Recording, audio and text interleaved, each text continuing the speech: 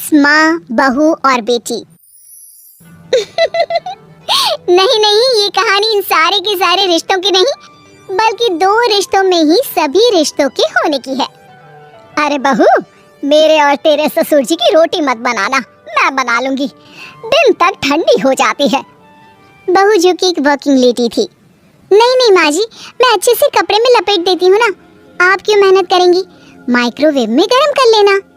अरे नहीं बहू, मेहनत मत कर, वैसे भी ऑफिस में कम मेहनत होती है क्या, जा रहने दे। लेकिन बहू मानती नहीं, वो सास ससुर की रोटी बना कर ही जाती है।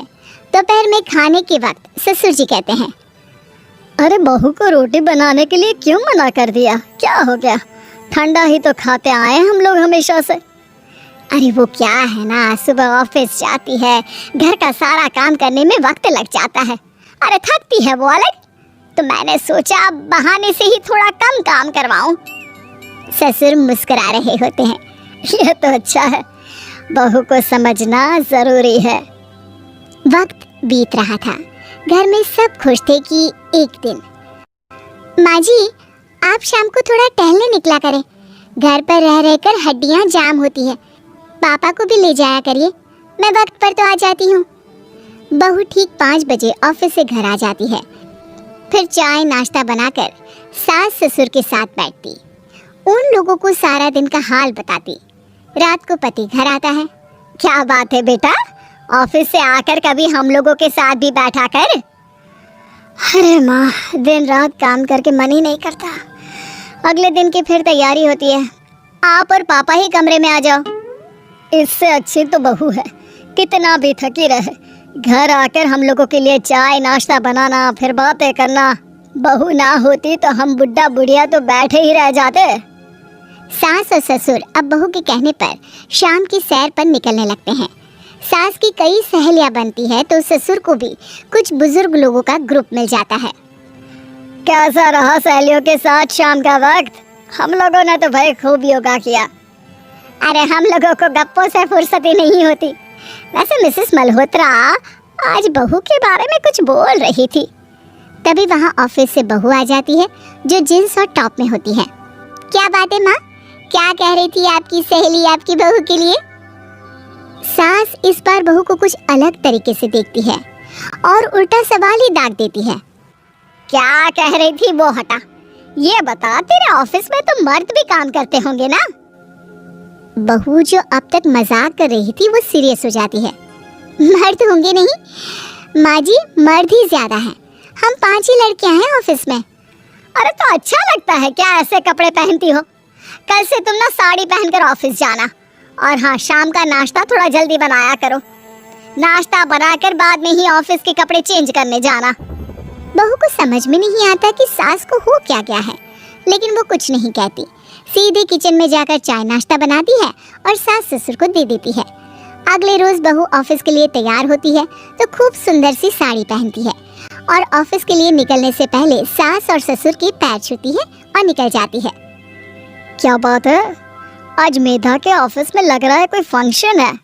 अच्छा, पता नहीं, मुझे तो बताया नहीं, वैसे तो सारी बात करती रहती है। अरे देखा नहीं कैसे साड़ी पहनकर जा रही थी? अरे वो तो मैंने ही बोला है उसे। अरे अच्छा लगता है क्या रोज रोज ऐसे सूट या जींस में जाना? बहू हो, बहू बनकर रहो, और आप भी ना मेधा मेधा मत किया करिए, बहू बोला करिए, सर पर चढ़ जाएगी तो दिक्कत हो जाएगी। सास अब बहू को बहू जैसा रखने लगती है, हर बात पर रोका टोकी, हर बात पर ताने। क्या बात है, आजकल लेट आ रही है ऑफिस से? अरे चाय के लिए भी देर हो जाती है, हम लोग फिर पार्क में भी देर से पहुंचते हैं। सभी की बहुएं वक्त से चाय नाश्ता करा देती है अपने सास ससुर को, बस एक तू ही है जो उस वक्त ऑफिस से निकलती है। माँ जी, वो एक रास्ता पुलिस वालों ने न जाने क्यों बंद कर रखा है, जिसके कारण ट्रैफिक ज्यादा हो जाता है। मैं कोशिश करूंगी कल वक्त से पहले निकल जाऊं। ससुर देख रहे होते हैं कि बहू अब परेशान सी रहने लगी है। एक रोज, मेधा, बेटी मेधा। जी पिताजी। बेटा देख जरा कौन सी टी शर्ट अच्छी लग रही है। वो क्या है ना, शाम को सब बदल बदल कर टी शर्ट पहनते हैं, मैं भी सोच रहा हूँ कि आज कुछ अच्छा सा पहन कर जाऊँ। हाँ पिताजी, ये सही है। ये लाल वाली ना बहुत जचेगी आप पर। मेरे पापा पर भी डार्क रंग बहुत जचता है। क्या चल रहा है? अरे ससुर के सामने घूंघट तो छोड़ो, ऊपर से रंग बताया जा रहा है टी शर्ट का। अरे बहू, कोई संस्कार दिए नहीं है क्या तेरी माँ ने? बहू इस बार बहुत निराश हो जाती है। वो वहाँ से तुरंत अपने कमरे में चली जाती है। अब बहू घर का सारा काम करती, ऑफिस जाती, लेकिन साड़ी और सर पर पल्ला लेकर। एक बार पड़ोसन उनके घर आती है।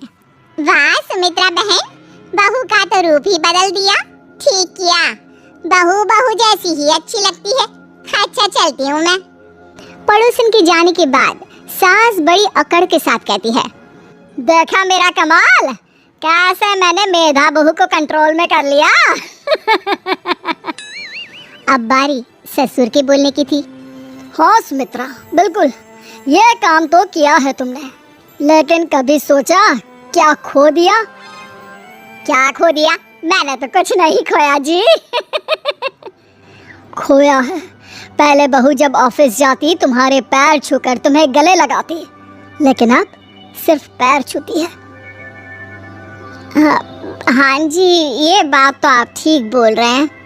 पहले घंटों हम लोगों से बात करती, कमरे में ना जाती, ऑफिस से आते ही खुद की चाय, खाना, नाश्ता सब हम लोगों के साथ करती, सारी बात बताती।